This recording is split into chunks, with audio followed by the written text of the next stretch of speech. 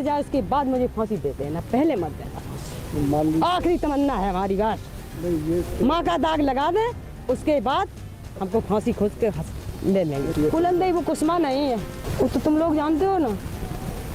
आप लोग अभी तक पेपर में क्या निकालते रहे, कब निकालना आज से बंद कर दोगे? जब तक कुसमा पकड़ जिंदा रहेंगे तब तक आपकी स्याही चलेगी पेपर में। घोर अंधेरे के बाद जब एक सुबह नई किरण लेकर आती है तो कई जख्मों पर मरहम भी लग जाता है। औरैया के अस्था गांव में ऐसा ही कुछ हुआ। 41 साल पहले जहां खून की नदियां बही थीं, वहां आज घी के दियों की रोशनी झिलमिला रही थी। लेकिन ये दिए किसी त्योहार के नहीं, बल्कि एक खूंखार आतंक के अंत की खुशी में जलाए गए थे। वजह थी कुख्यात दस्यु सुंदरी कुसमा नाइन की मौत। नमस्कार, आप देख रहे हैं आई इंडिया और मैं हूं डॉक्टर पंकज सिंह गौर। साल था 1984, जगह थी अस्था गांव। वक्त था दोपहर का, जब गांव वालों की सांसें थम गई थीं। घोड़े की टापों और बंदूक की सनसनाहट के बीच एक खूनी खेल खेला गया था। कुसमा नाइन अपने गिरोह के साथ आई थी और बच्चे समेत 14 निर्दोषों को लाइन में खड़ा करके गोलियों से भून दिया था। लेकिन खूंखार डकैत कुसमा नाइन का मन इतने से भी नहीं माना और उसने पूरे गांव में आग लगा दी। चारों तरफ बस मौत का तांडव दिख रहा था। चीखें, दर्द, लपटें और लाशें, सिर्फ यही बचा हुआ था।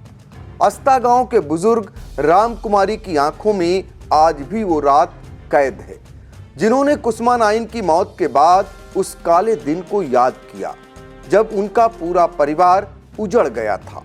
राम कुमारी के मुताबिक उनकी शादी को सिर्फ 12 साल ही हुए थे।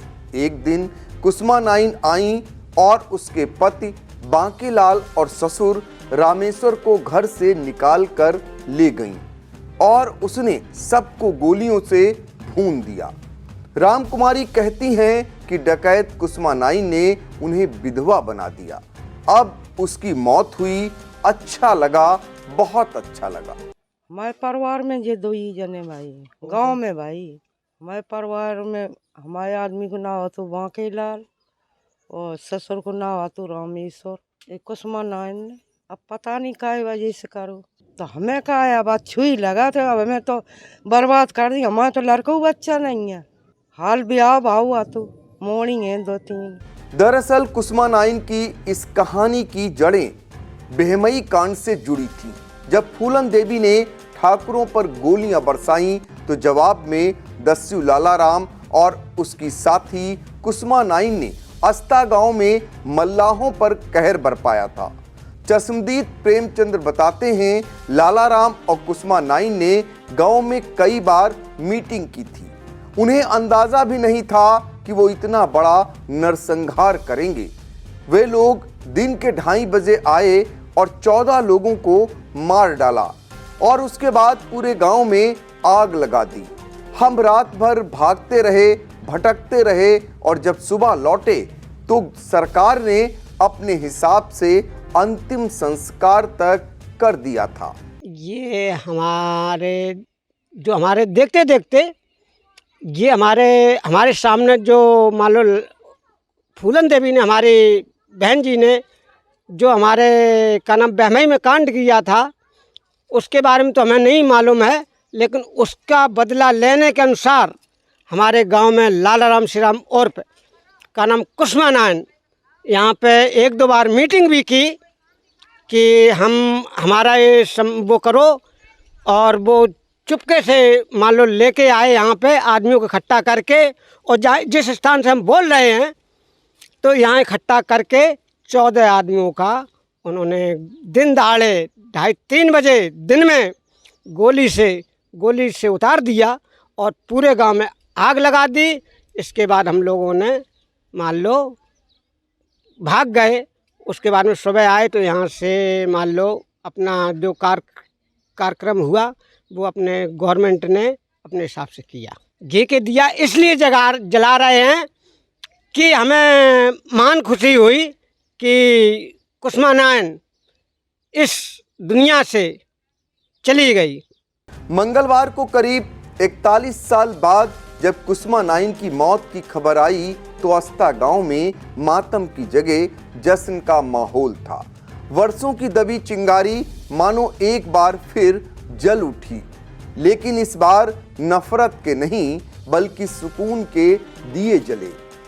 बुजुर्ग सोमवती, जिनके अपने भी इस नरसंहार में मारे गए थे, वो बोली कि बहुत अच्छा लग रहा है, लेकिन वो भी रोती। तब और अच्छा लगता, उसने हमें बर्बाद कर दिया। जो मामला का सब ऐसे लिवाए चले गए, चलो भैया फैसला हो जो किस्म लिवाए गए, मार डाल, उनसे कोई जात हो ना। बहुत अच्छा लग रहा है। अब हम का कहें, मर गई बहुत अच्छो रहो, मर गई, हम तो रोते ही हैं। ऐसी बेऊ रोती तो जाऊ आती बेकार हुआ बिन्ने तो हमें मेर दो मन को धन कर दो।